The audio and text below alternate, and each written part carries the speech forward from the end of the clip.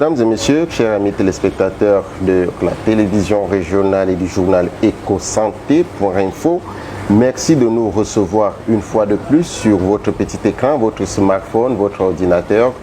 C'est selon vous pour cet autre énième numéro de l'entretien hebdo où nous recevons une dame et non pas des moindres, en l'occurrence le docteur Patience Dogonoké, épouse ASECO, qui n'est autre que la présidente de l'Ordre national des pharmaciens du Gabon, avec qui nous allons échanger sur l'actualité pharmaceutique dans notre pays. Bonjour Madame la Présidente. Bonjour. Madame la Présidente, plusieurs mois après votre élection à la tête de l'Ordre national des pharmaciens du Gabon, quel est l'état des lieux que vous faites aujourd'hui? Qu'est-ce qu'on peut retenir de l'Ordre national des pharmaciens du Gabon aujourd'hui? Merci. Il n'y a que quelques mois que le nouveau bureau a été mis en place. Depuis ces mois, nous avons progressivement repris les rênes de l'Ordre national des pharmaciens du Gabon. Comme un de nos axes était de mieux se faire connaître. Donc l'un des premiers points aujourd'hui sur lequel on accentue, c'est la connaissance, la présentation de l'Ordre des pharmaciens du Gabon à la population, communiquer un peu plus. Lorsque vous dites communiquer un peu plus, le consommateur qui est habitué, qui est régulier dans les pharmacies au Gabon, se plaint de la non-harmonisation des prix du médicament dans les pharmacies. Qu'est-ce qui peut expliquer cela? C'est-à-dire que dans une pharmacie, on trouvera un médicament avec son prix. Le même médicament dans une autre pharmacie aura un autre prix. Et à l'intérieur du pays encore, ça serait plus grave. Alors, qu'est-ce qui explique cela? Que ces prix ne soient pas harmonisés? Au Gabon, le prix du médicament est fixé par l'État. Donc, il y a une marge fixe qui, soit dit en passant, est la moins élevée de la sous-région. Donc le prix du médicament n'est pas fixé par les pharmaciens titulaires des officines, non. Le prix du médicament est fixé par l'État. Mais malheureusement, comme vous le dites, il peut arriver que pour un même produit, on ait des prix différents. Normalement, tous les médicaments sont au même prix, la marge elle est fixe. Maintenant, pour ce qui est de l'intérieur du pays, le même médicament acheté à Libreville ne peut pas avoir le même prix quand on l'achète à l'intérieur du pays, parce qu'en fait, il y a une marge qui est attribuée, différente de celle de l'estuaire attribuée à l'intérieur du pays. Parce qu'à cette marge, on rajoute le prix du transport. Mais dans tous les cas, cette marge aussi fixée par l'État. Malheureusement, quand il arrive qu'on trouve le même médicament à des prix différents, c'est soit parfois une erreur au moment de la vérification des prix ou du calcul des prix, qui déjà normalement les prix, on les reçoit avec la commande, c'est-à-dire que les prix sont déjà calculés par les grossistes répartiteurs. Ou encore, ce qui peut arriver, c'est que parfois certains consommateurs ne regardent pas le conditionnement. C'est-à-dire, on aura le même médicament, mais pas le même nombre de comprimés par exemple dans la boîte.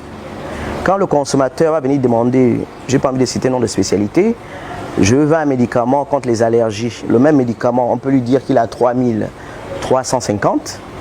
Il va retenir 3350. Il change d'officine ou il revient à la même officine. Et il arrive que ce jour-là, le conditionnement qu'on l'avait proposé ne soit plus disponible. Si c'était un conditionnement de 10 comprimés, que cette fois-ci, on a un conditionnement de 15. S'il va ailleurs, il va redonner le même nom de médicament. Je veux tel médicament. On peut lui dire ce médicament est à 5000. Tout ce qu'il retiendra, c'est que non, le même médicament, quand je suis dans telle pharmacie, on m'a dit qu'il était à 3000 et ici, on me dit 5000. Tout simplement parce que le conditionnement n'est pas le même. Les 3000, ça peut correspondre à une boîte de 10 comprimés et les 5000 à une boîte de 15 ou 20.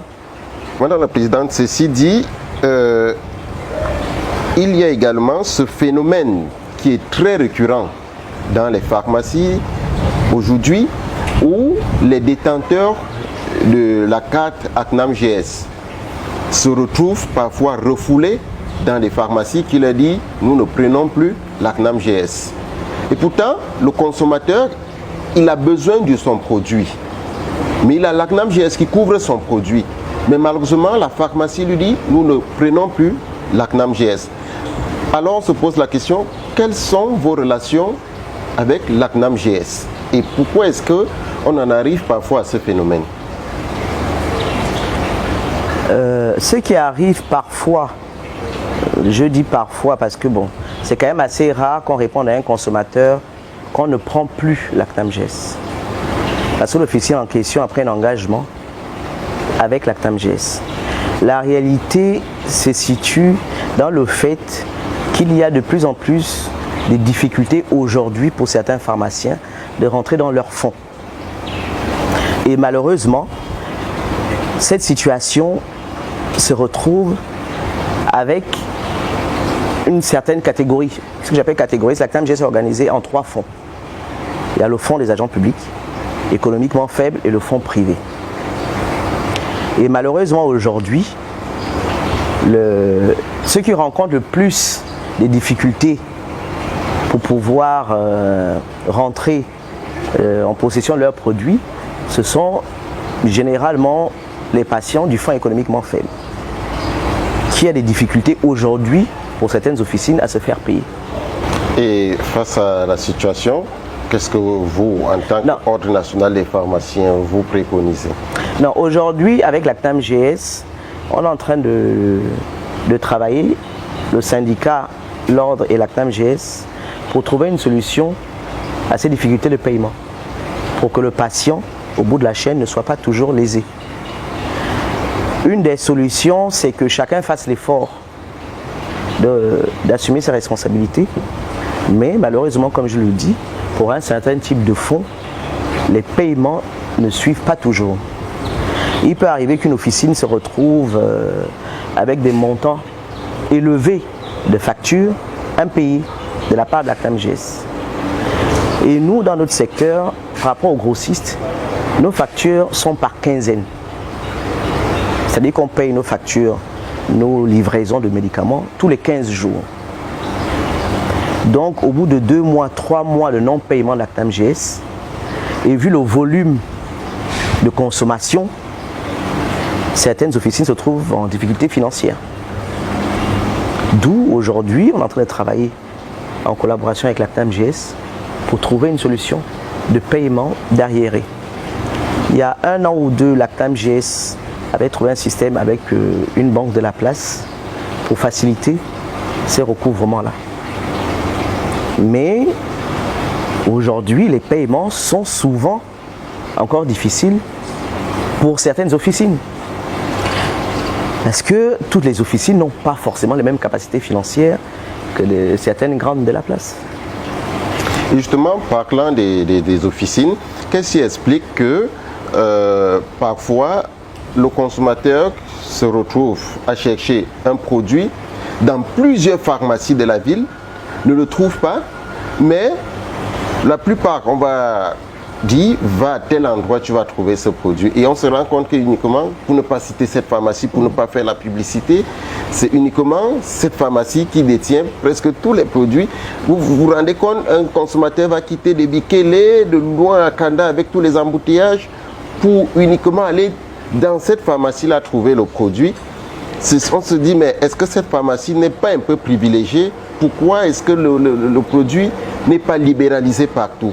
Qu'est-ce qui explique ça? Est-ce qu'à l'Ordre national des pharmaciens, il y a 2 poids 2 mesures, il y a des pharmacies qui sont privilégiées pour disposer de certains produits et d'autres pas? Pour répondre à cette question, je ne parlerai pas de privilèges. Ce n'est pas des privilèges. Tout à l'heure, à votre première question, vous avez posé, vous vouliez savoir l'évolution ou depuis qu'on a pris notre poste, qu'est-ce qu'on fait? Nous, je parlais de la communication.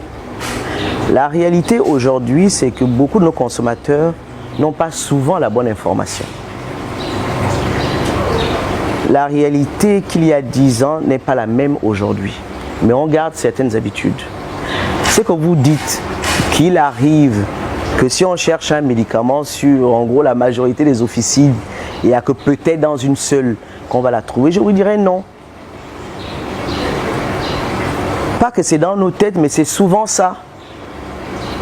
Parce qu'on a pris l'habitude, si j'ai besoin d'un médicament, j'irai à tel endroit. Ce qui peut arriver, c'est qu'on peut avoir des ruptures. Et comme je vous disais tout à l'heure, c'est vrai que toutes les officines n'ont pas les mêmes capacités financières. Ça, c'est un fait. Mais on peut avoir des ruptures. Et avec le Covid, on a souvent des ruptures. Avec la fermeture des frontières et toutes les conséquences dues à la fermeture des frontières, à la réduction des mouvements, etc.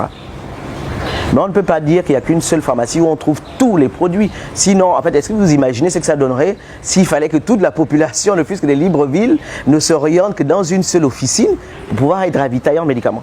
Non, il peut arriver qu'on ne trouve pas un médicament majoritairement dans d'autres structures à cause des volumes qu'ils prennent.